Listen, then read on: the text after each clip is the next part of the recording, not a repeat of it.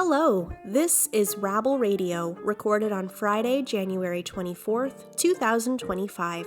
I'm your host, Brianne Doyle.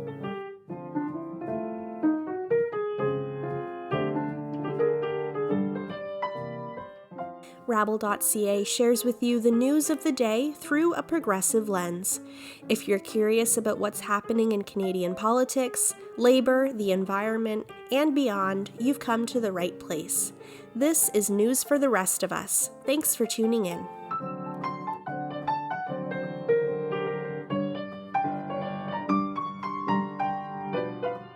In 2022, when Roe v. Wade was overturned in the United States, it sent shockwaves through Canada as we questioned how this decision might impact us. For many, it sparked a new sense of concern that similar actions could be taken here, prompting a closer examination of the work needed to strengthen and expand reproductive rights and access in Canada. This week, Donald Trump was sworn in as the 47th President of the United States. At the time of this recording, Trump has been in office for only 5 days, and he's already made extremely harmful decisions concerning healthcare, gender identity, citizenship, the environment, and much more. And so we're forced to consider again what these actions could mean for Canada. Leading up to a federal election of our own, where a conservative federal leader seems the likely outcome, we're asking, what is the state of reproductive rights in Canada, and what's at stake in the upcoming election? This week on Rabble Radio, Rabble's Jack Layton Journalism for Change fellow Eleanor Wand sits down with Joyce Arthur, the founder of the Abortion Rights Coalition of Canada, to discuss all of this and more. Here is that conversation. Take a listen. So thank you for joining me today on Rabble Radio. Thank you, Eleanor. It's good to be here. I want to start off with talking to you a little bit about the situation in the United States. Obviously, there have been a number of restrictions that sort of have been placed on access to abortion in the United States. And this has some people in Canada worried that maybe we could see restrictions come to Canada as well. I mean, do you see that as a real concern, that abortion access in Canada could conceivably be restricted at some point in the future as well? Well, it's a very challenging situation because, I just look in horror at what's going on in the United States ever since the fall of Roe v. Wade. And now with the Trump administration taking over, you just have this sinking feeling, and it's like, ugh. But I think the important thing to remember is that Canada and the U.S. are very different countries in many different ways, politically and everything. We're not about to become the 51st state anytime soon.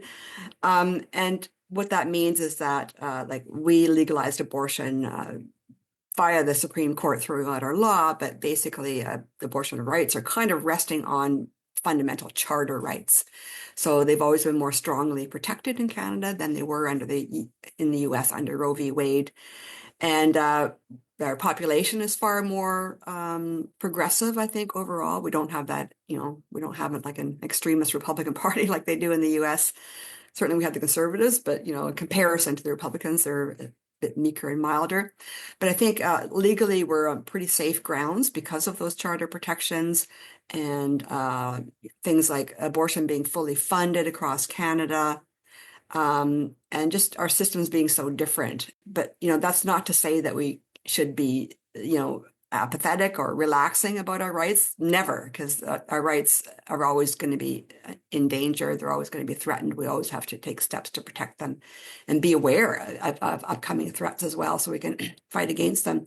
I mean, I think one reason abortion rights are quite strong in Canada today is just because we've had a very strong pro-choice movement always mobilizing against any threats that we've defeated. And what that does is it kind of puts politicians on the defensive, like, oh, we better not, try and pass this law because we're going to get so much pushback from the public, which really makes a difference. So obviously, whatever the U.S. does has an impact on Canada. Sometimes it's more just like the reaction, the fear, the outrage, and can this happen here, and what can we do to protect our rights? But I think what happened after the fall of Roe v. Wade was instructive because people were very scared then about what could happen in Canada, and the reaction was I think the pro-choice groups, ARC and others as well, were able to kind of turn the media narrative around and instead say to the Liberal government, hey, we can't really be welcoming Americans up here to Canada when we don't have good access ourselves. Let's do something to ensure that we have good access here for Canadians. So we were able to secure funding, the Sexual and Reproductive Health Fund, which $80–90 million so far into that fund, and including more training for providers. So it had the effect of kind of bolstering access and support for access up here in Canada, which was a good thing. So hopefully we can continue to do that sort of thing in response to all the horrors that are going on in the US and that will continue to happen now under the Trump administration. Yeah, I mean, I wanted to speak to you a little bit about, generally abortion access in Canada. I mean, obviously, we don't have the same legal restrictions we're seeing in the States. As you've sort of talked about, we have a different protection, a different legal protection for access to abortion. But there are still barriers for people who are seeking that service in Canada. One of the biggest ones simply being where you live, what's in your vicinity, what services are available to you. So I wanted to ask you, what are some of the main barriers when it comes to access to abortion in Canada?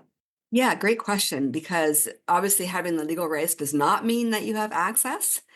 Just to put it in perspective, I think compared to, say, the US or many other countries, Canada does quite well in access. We've seen lots of improvements in access over the years, like over the decades. It has gotten better in many ways. But that's not to say there aren't many gaps and holes, and there continue to be. And we still hear horror stories about people having to struggle to find access, say, in their local remote community or whatever, having to travel. So what we have is kind of a patchwork. You could say that access is just excellent in Vancouver, Montreal, and Toronto, for example.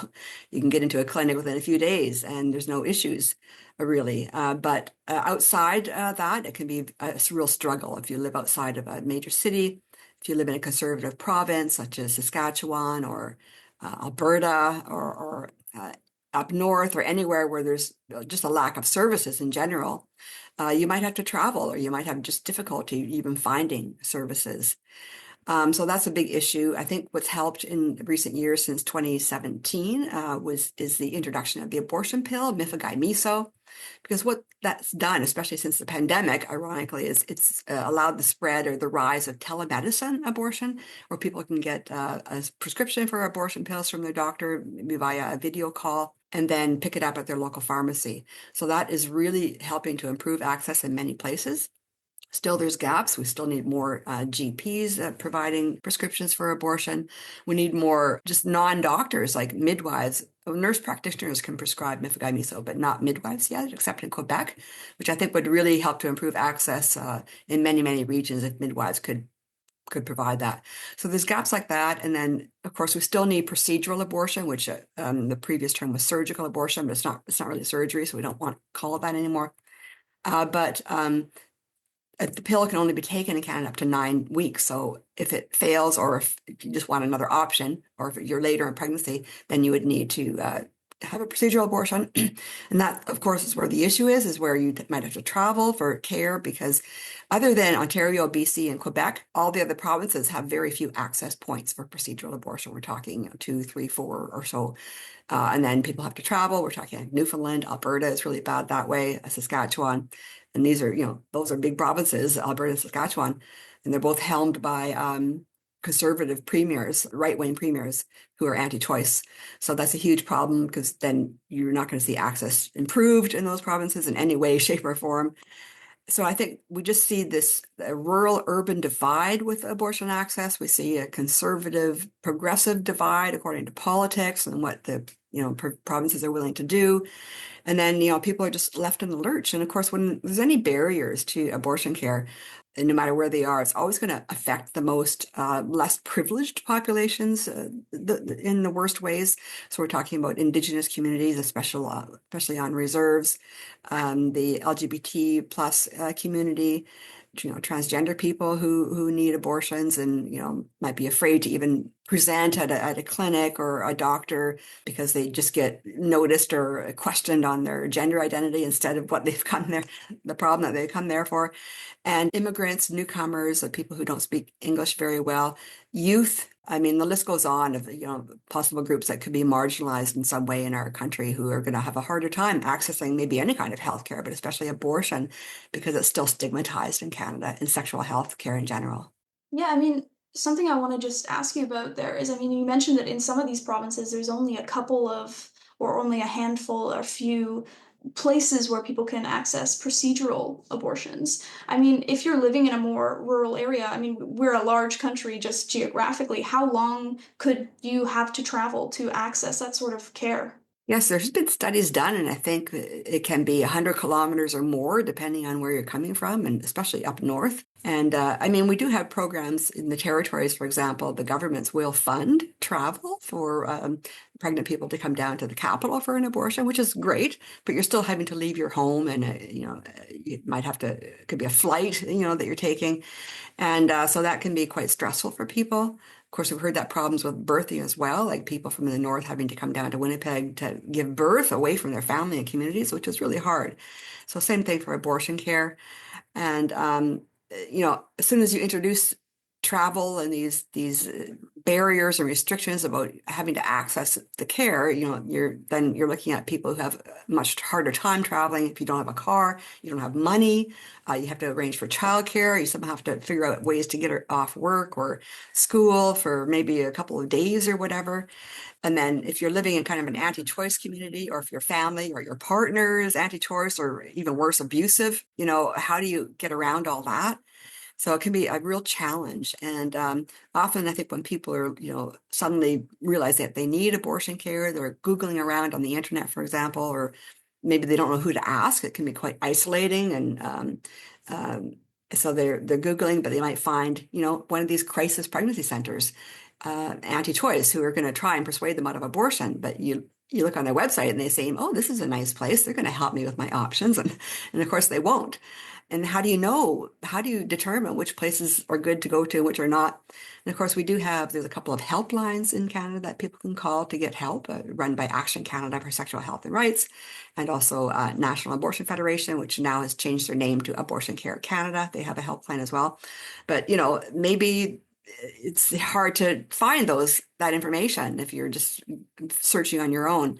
So it's just important so like access to information is really important. So we try and get the information out there. There are lists of clinics that ARC hosts as well as Action Canada. It's just a matter of people finding that.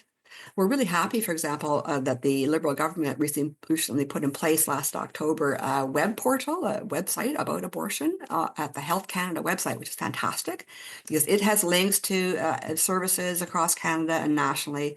And then it's an accurate, informative site, and then people can depend on that as kind of a central repository of information instead of being misled by all these crisis pregnancy centers that are advertising strongly everywhere. I mean, I wanted to speak to you about, you've touched on it a little bit there, about these centers or clinics that sort of mislead people about the services that they provide.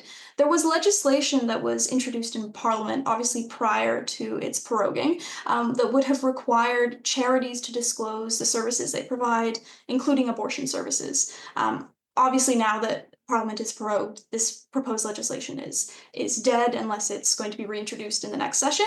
But why, in your view, is this legislation needed in Canada? It's needed because people often aren't aware of it, of these crisis pregnancy centers. There's about 150 across Canada. 92% of them are charities, as well as many of the anti-choice advocacy groups as well.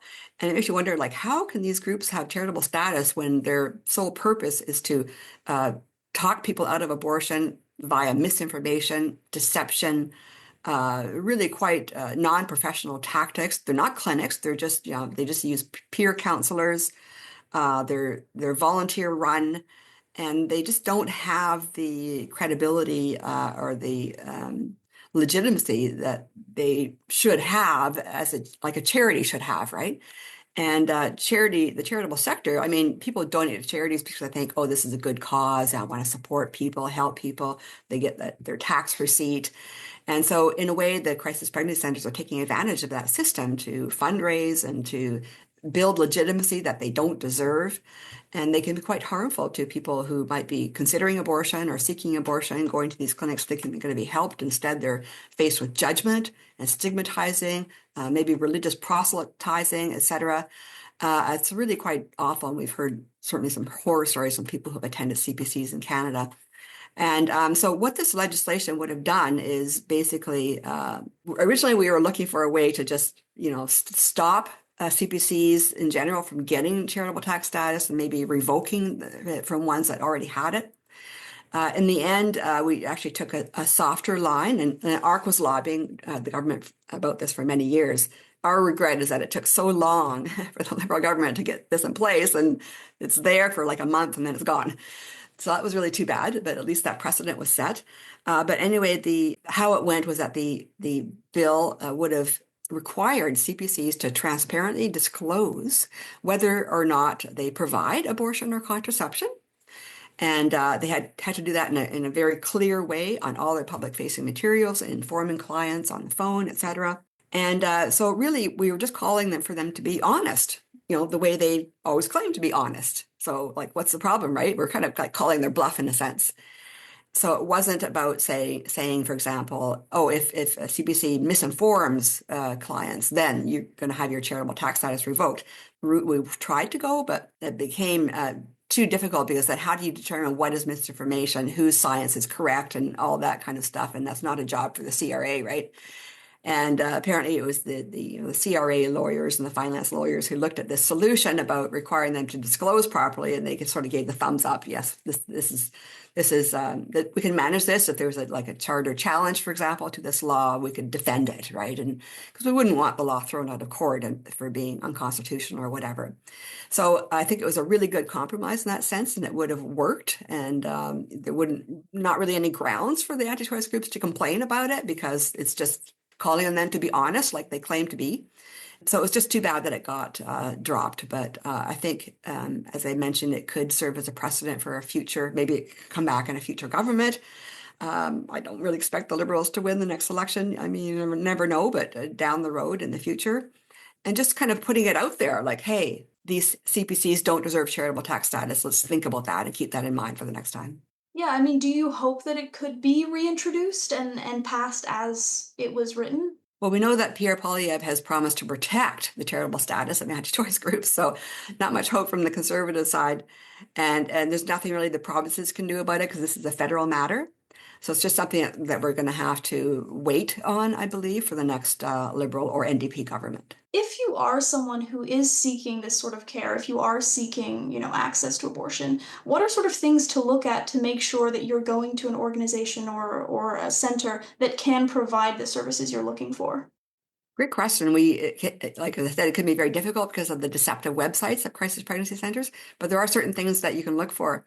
And we have a resource actually on our website that addresses this exactly, and it's called How to Identify Fake Clinics.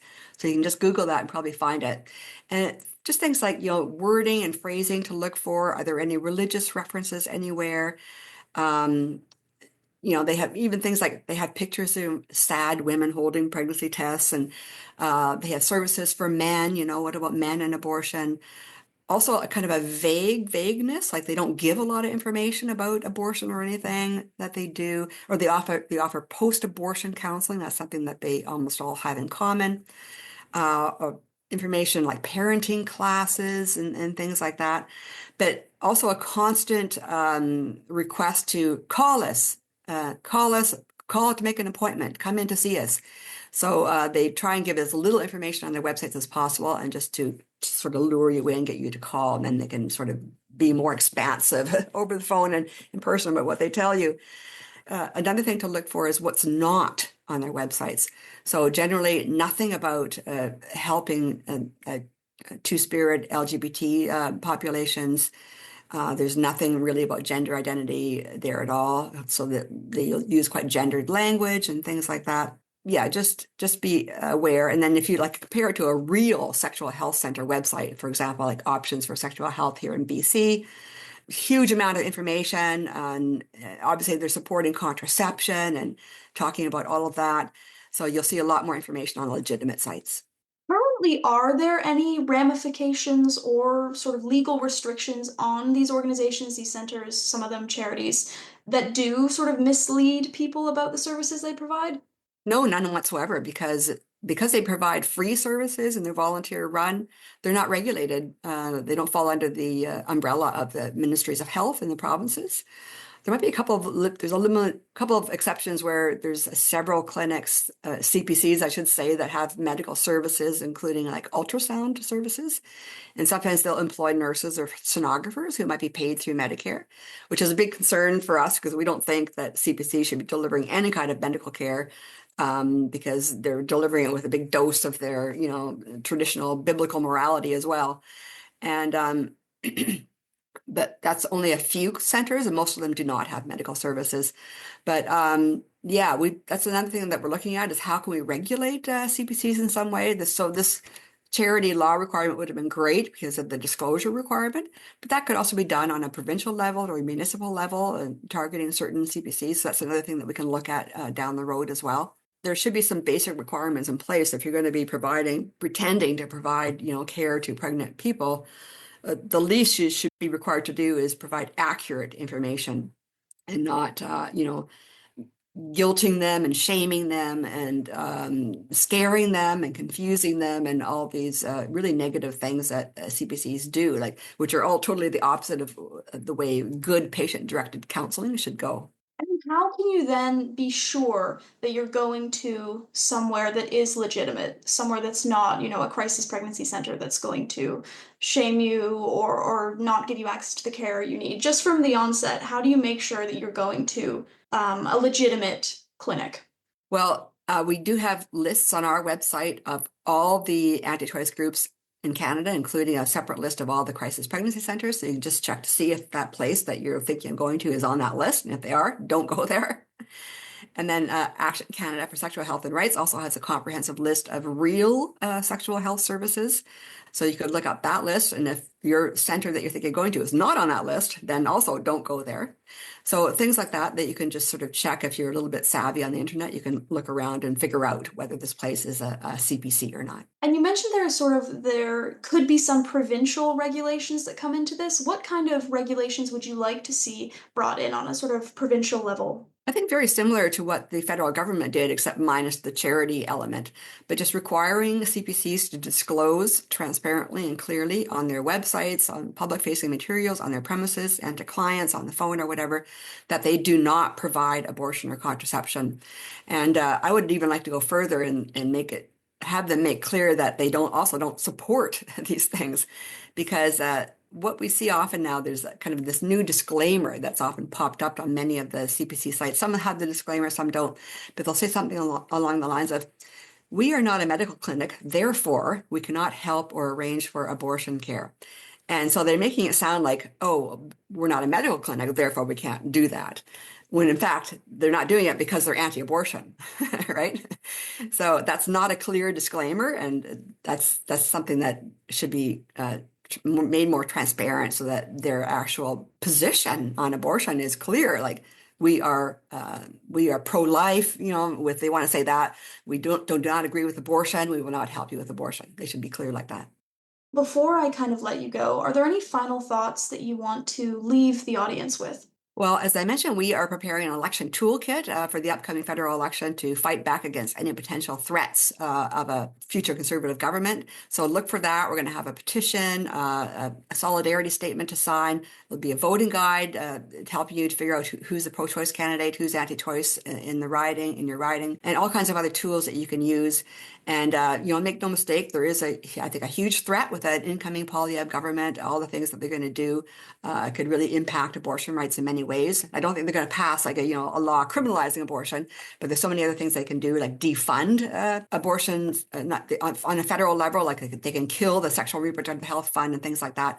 So keep an eye out for that election toolkit, and hopefully a lot of other groups across Canada will be working through the election period as well to bring attention to the threats that Poilievre could pose as a prime minister.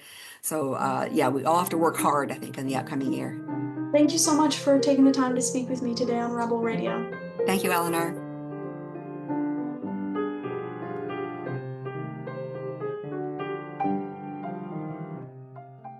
That was Joyce Arthur from the Abortion Rights Coalition of Canada and Rabble's Jack Layton Journalism for Change fellow Eleanor Wand in conversation. Thanks so much for that, Eleanor and Joyce. And now, this is our In Case You Missed It segment, where we review the top stories from this week on rabble.ca. Here to bring us up to date is Rabble editor Nick Seabrook. Over to you, Nick. Thanks, Brianne. This week in national news.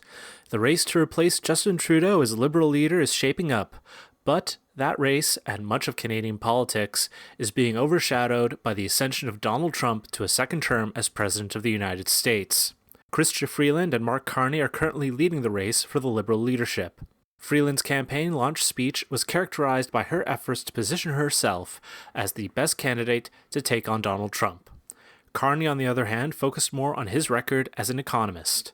Trump's re-election is not only having an impact on the Liberals, but on the Conservatives as well. Conservative Ontario Premier Doug Ford has openly challenged Trump for his threat to impose a 25% tariff on Canadian goods, while Conservative Alberta Premier Danielle Smith has refused to sign on to counter tariffs against the United States.